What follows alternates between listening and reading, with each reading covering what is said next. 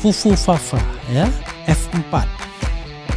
Fufu Fafa ini memang perbuatan diduga Gibran 5-10 tahun yang lalu ketika Prabowo Subianto salah satunya masih menjadi rival politik ayahnya, Joko Widodo.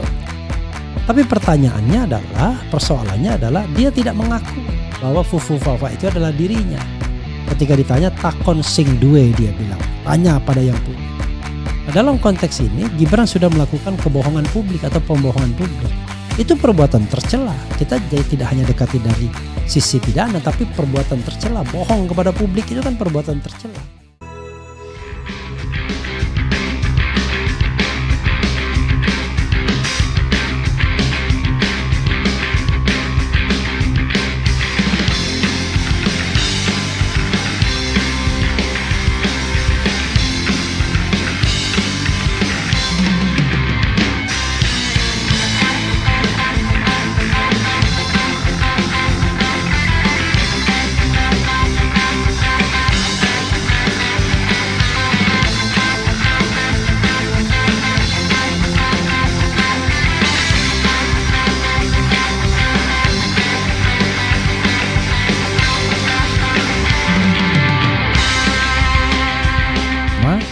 Banyak cara ya untuk memberhentikan atau memakzulkan Gibran Raka Buming Raka.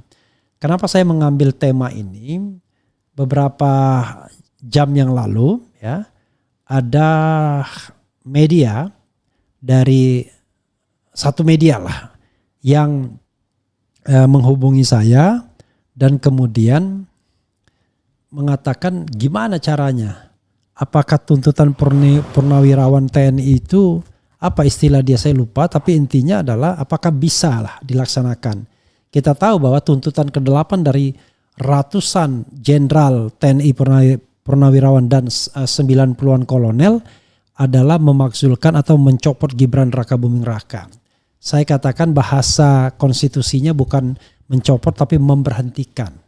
Nah persoalannya adalah kalau kita terapkan dalam kasus konkret, apakah Gibran sesungguhnya bisa diberhentikan? Saya bilang kalau alasannya putusan MK saja, ya, yang dikaitkan dengan itu bertentangan dengan hukum acara MK dan lain sebagainya, nggak bisa diapa-apakan, sudah selesai, sudah completed, ya, sudah post factum, nggak bisa lagi. Jadi apa yang bisa dilakukan kalau seandainya impeachment terhadap Gibran ingin dilaksanakan? Saya katakan dua hal. Pertama soal substansi dan kedua soal prosedur. Kalau soal substansi, konstitusi mengatakan bahwa yang namanya impeachment, pemakzulan atau pemberhentian presiden itu hanya bisa dilakukan dengan 3 kategori. Ya. 3 kategori tersebut adalah pertama, presiden melakukan pelanggaran hukum berat, ya. Lalu pelanggaran hukum berat itu macam-macam, berupa pengkhianatan terhadap negara, ya. Kemudian saya bacakan persis pasal 7-nya ya, pasal 7A ya.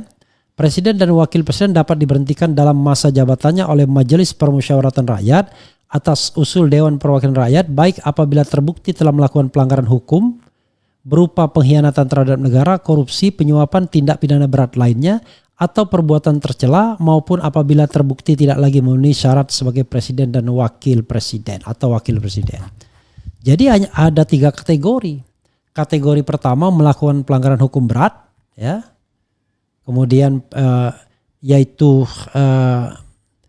berupa pengkhianatan terhadap negara, korupsi, penyuapan, dan tindak pidana berat lainnya. Jadi tidak hanya terbatas pada korupsi, penyuapan, dan pengkhianatan terhadap negara, tapi tindak pidana berat lainnya. Nah, tindak pidana berat itu umumnya yang diancam hukuman 5 tahun atau lebih, di mana di situ ada alasan untuk menahan. Jadi kalau misalnya terkait dengan agitasi, ya, provokasi, itu 6 tahun bisa dianggap tindak pidana berat. Jadi presiden bisa dimakzulkan kalau terlibat pada melakukan tindak pidana berat lainnya. Atau yang kedua adalah melakukan perbuatan tercela. Nah, undang-undang mengatakan perbuatan tercela itu judi, ya kan, mabuk-mabukan, zina, ya, dan lain-lain. Tidak hanya itu saja, karena itu hanya contoh. Kemudian tidak lagi memenuhi syarat. Syarat menjadi presiden dan wakil presiden itu adalah satu, warga negara Indonesia dan tidak pernah menjadi warga negara lain karena kehendaknya sendiri. Kedua, tidak pernah mengkhianati negara dan mampu secara jasmani dan rohani untuk menjadi presiden dan wakil presiden. Oke. Pertanyaannya adalah kalau diterapkan pada Gibran Raka Buming Raka, ya, bagaimana ini, ya? Bagaimana kita mengkonstruksikan agar Gibran kemudian impeachable, ya, bisa di-impeach. Jadi impeachable itu bisa di-impeach artinya, ya, paham ya? Tidak berarti kemudian pasti dilaksanakan, namanya impeachable, ya. Sama dengan misalnya edible, ya. Kemudian intinya adalah dapat di-impeach. Tapi apakah di-impeach atau tidak tentu tergantung konstelasi politiknya. Nah, apa hal yang membuat Gibran impeachable? Saya kasih contoh kepada wartawan itu. Kalau soalnya adalah putusan MK, maka harus dibuktikan bahwa Gibran Raka Buming Raka terlibat konspirasi dalam putusan tersebut. Misalnya katakanlah konspirasi itu melibatkan Jokowi dan melibatkan Anwar Usman, misal, ya, karena itu kan mengatakan Anwar Usman membiarkan dirinya diintervensi. Siapa yang bisa mengintervensi ketua MK? Pasti harus jabatan yang lebih tinggi. Masa yang mengintervensinya Kapolri? Kan nggak mungkin. Maka yang mengintervensinya adalah pastilah Presiden Republik Indonesia. Nah, karena itu misalnya dikatakan ada kong kali kong atau konspirasi, maka konspirasi itu kita lihat apa, ya? Misalnya merintangi pengadilan atau melakukan kolusi, ya, itu semua hal yang, atau melakukan nepotisme, itu kan hal yang semua bisa dikenakan tindak pidananya, ya. Tindak pidana kolusi, tindak pidana nepotisme itu ada, bukan tidak ada.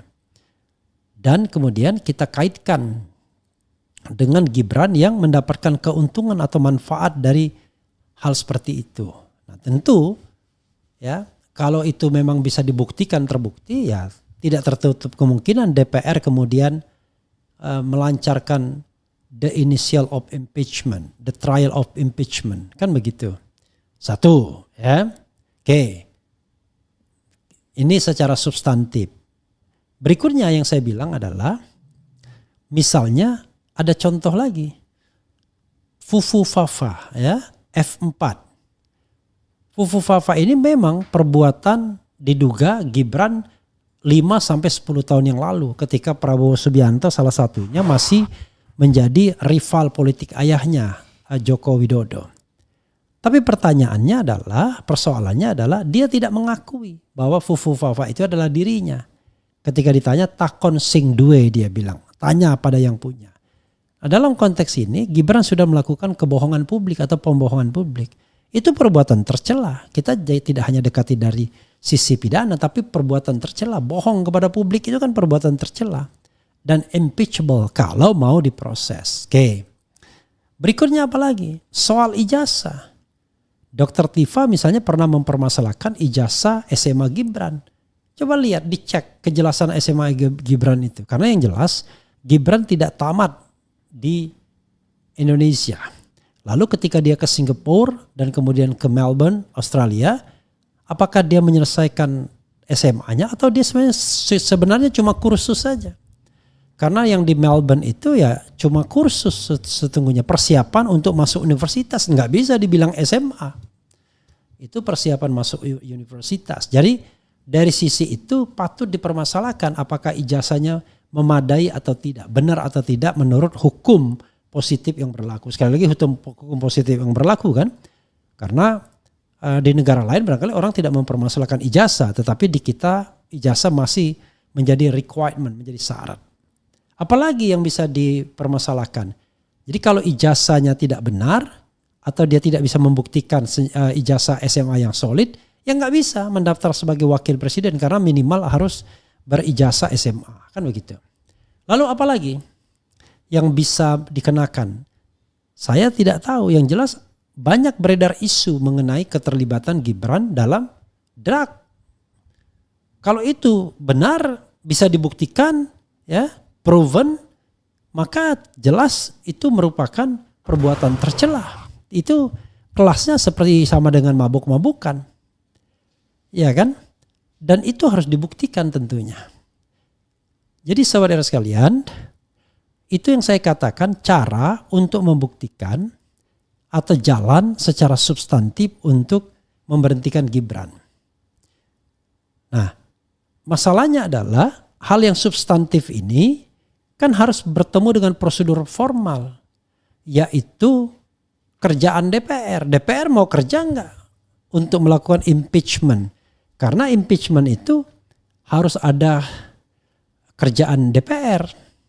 Dan usul untuk melakukan impeachment itu dilakukan oleh DPR. Ya kan? Nah, saya bacakan undang-undang dasarnya ya. Usul pemberhentian presiden dan wakil presiden dan atau wakil presiden dapat diajukan oleh Dewan Perwakilan Rakyat kepada Majelis Permusyawaratan Rakyat hanya dengan terlebih dahulu mengajukan permintaan kepada Mahkamah Konstitusi untuk memeriksa, mengadili dan memutus pendapat Dewan Perwakilan Rakyat bahwa presiden dan atau wakil presiden telah melakukan pelanggaran hukum dan seterusnya. Pendapat Dewan Perwakilan Rakyat bahwa presiden dan wakil presiden telah melakukan pelanggaran hukum tersebut ataupun telah tidak lagi memenuhi syarat itu adalah dalam rangka pelaksanaan fungsi pengawasan.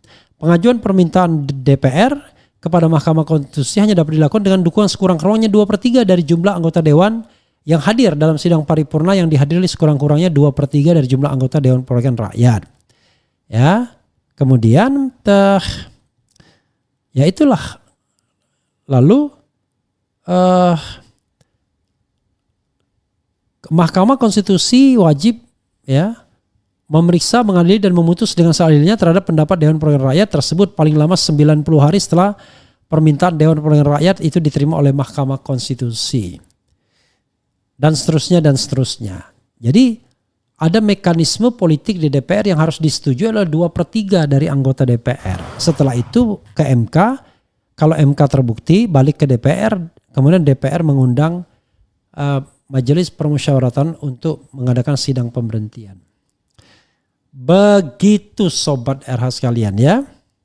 Jadi sobat RH sekalian, ini apa istilahnya ya?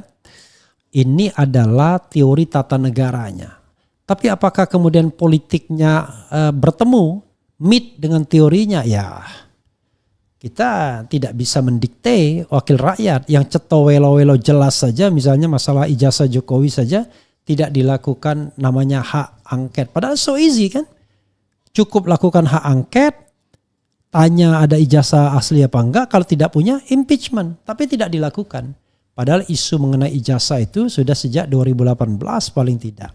Ketika Bambang Tri menulis buku Jokowi Undercover 2 kan misalnya begitu. Begitu sobat era sekalian ya, yang harus kita pahami ya, the trial of impeachment. Jangan lupa nanti 3:30 saya mengundang ex hakim konstitusi ya, Marwarar Siaan untuk kita berdiskusi. Oke, coba kita bacakan komentar sobat RH sekalian, karena saya harus pelan-pelan ya. Tapi nanti lihat ya, Mahkamah luar biasa apa yang disampaikan Marwarar Siaan ya, karena dia adalah hakim konstitusi yang sangat serius ya. Oke, kita bacakan komentar sobat era sekalian. Kebenaran di Indonesia sudah kalah oleh manipulasi dan kolusi. Oke. Brebes nyimak RH.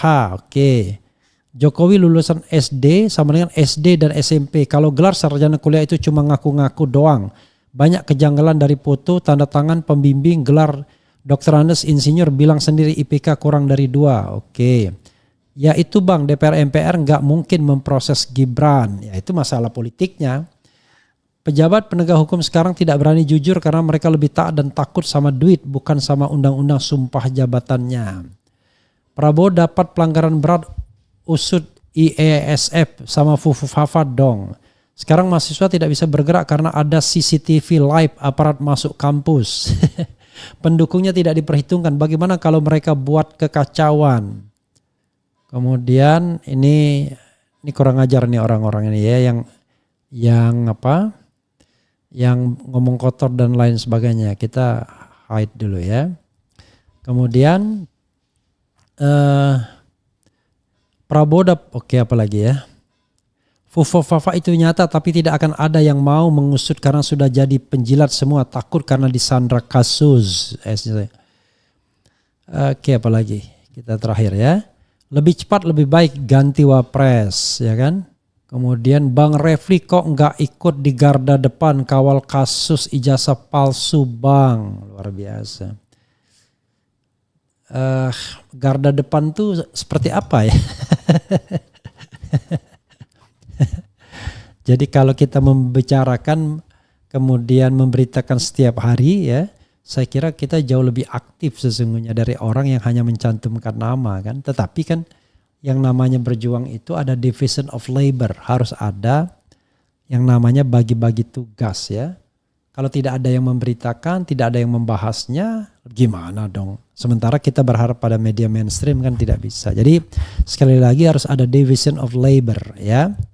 Karena itu kalau misalnya Anda mau terlibat ya hubungi saja nomor telepon yang tertera. Tetapi saya sendiri ya punya hotline sama Hozinuddin sama yang lain-lainnya ya. Jadi kita bagi-bagi tugas lah. Tapi intinya adalah bukan konspirasi ya. Kita mau berjuang ya, berkontribusi untuk kebenaran bangsa ini.